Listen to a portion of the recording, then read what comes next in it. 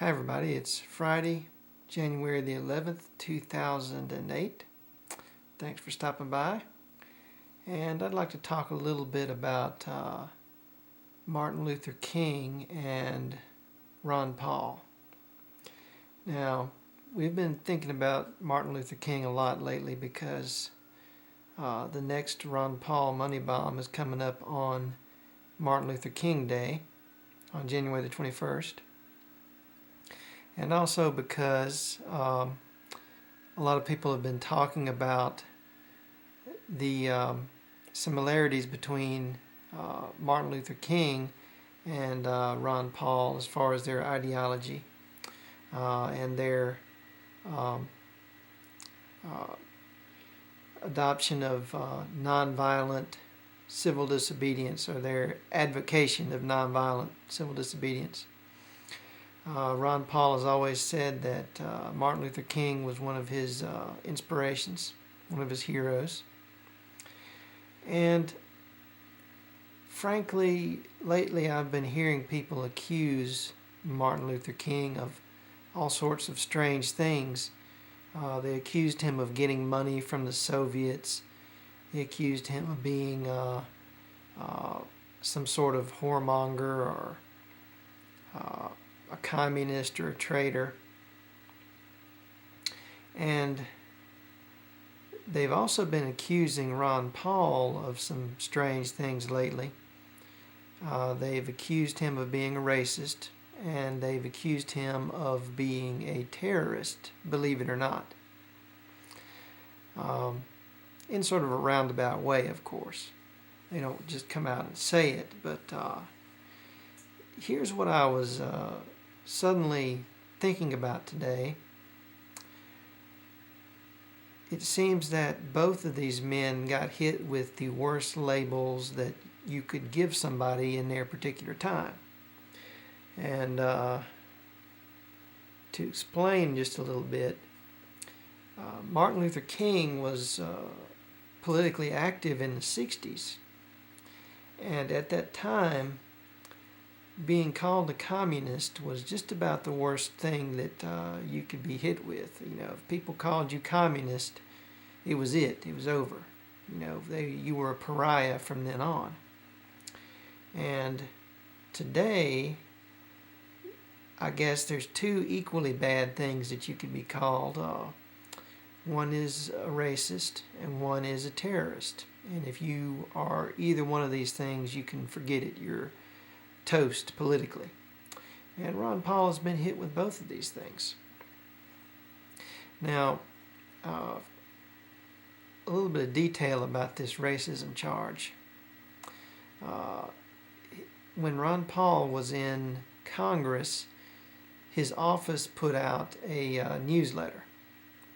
And he had a lot of different people write on the newsletter. You know, they have staffers, interns there in Congress usually, and I'm sure he did too. He probably had a lot of people working for him, and so people, you know, put a lot of off-color remarks in his newsletter. It wasn't anything like, "Hey, let's go kill all the African Americans," or, you know, anything like that. But it was pretty insensitive, some of the things that they said. Some of the things that were said were pretty ignorant and you know, just kind of prejudiced. And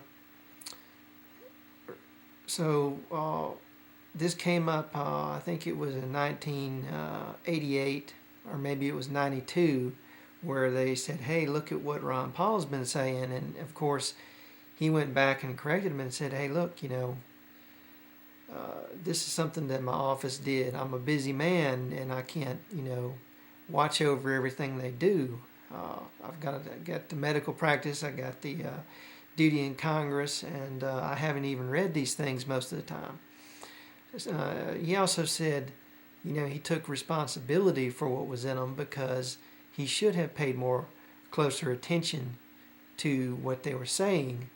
But, you know, I'm sure he thought that whoever was working for him felt the same way he did about politics, and you know, wouldn't say anything like that. You know, I guess That's kind of what you normally just kind of assume. The people that are working with you in political office probably feel the same way you do, and you don't expect them to, go out and say something really stupid on your behalf.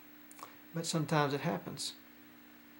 And he said, "Okay, that was my bad. I should have been watching him more closely, and it won't happen again." So basically, what's happened is, that was handled back then. People believed him. People took him at his word, and they didn't believe that he was a racist back then, so they, elected him to Congress. And since then, it's been coming up on a regular basis, and he has to continually go over the whole story again and explain himself again every time. And this time, in this election, he's had to go through that explanation, I think, about 3 times. They dig that story up. He tells them what happened. It goes away. They wait about a week. They dig it up again, same story, and pretend that it's a new story. And he has to explain himself all over again. And the last time they brought it up was the day of the New Hampshire primary. Now, folks, this is just classic political manipulation. All they're doing is trying to drag up some nonsense that isn't really true and, discredit the man because he wants to help ordinary people out, and they don't want that. They want to continue the profit scheme. They want to continue the corruption. They want to continue the wars. And to do that, they have to divide us up into black and white, male and female, gay and straight, Republican and Democrat. Whatever categories they can come up with for us, they have to divide us up. And anytime somebody tries to stick up for us, they have to drag him through the mud and make us believe that he's some kind of, evil racist or some evil communist. There's no reason to believe that Martin Luther King was a communist. I guess it's possible, but there's no reason to believe it. I haven't seen any proof, and I don't think anybody else has either. So, I'm guessing that was just a smear tactic that they used on him back then. And, there's no reason to believe that Ron Paul is a racist because, even if things went out in his newsletter that he wasn't aware of, you can look at any speech that the man has done. You can look at anybody that knows him, that anybody that has worked with him, and they will all tell you he doesn't have a hateful bone in his body. He's just not a hateful person. He's not an ignorant person. He's not a spiteful person or a small-minded person. And so for him to say those kind of things and to, advocate those kind of positions, it absolutely does not make any sense to me. So, you can come up with all the newsletters you want, but, I'm sorry, it just doesn't make sense. So, I think we really need to think about this. If you really believe that Ron Paul is a racist, based on this, you've got to remember the Swift Boat Veterans for the Truth for John Kerry. You got to remember, when George Bush told us that John McCain wasn't really a war hero in Vietnam, when that turned out, of course, to be false. And, you got to remember they do this every single time. They did it to Martin Luther King. They did it to John Kerry. They did it to John McCain. There's no telling how many people they've done this to. And, we've got to stop falling for this because it's only hurting us. And they're only using it to destroy the people that stand up for the truth and stand up for peace, for freedom, for love. Anybody that stands up for equality and peace, like Martin Luther King, or believe it or not, like Ron Paul, they get this treatment. And we've got to stop listening to this nonsense and start standing up for the people who are standing up for us. That's my 2 cents.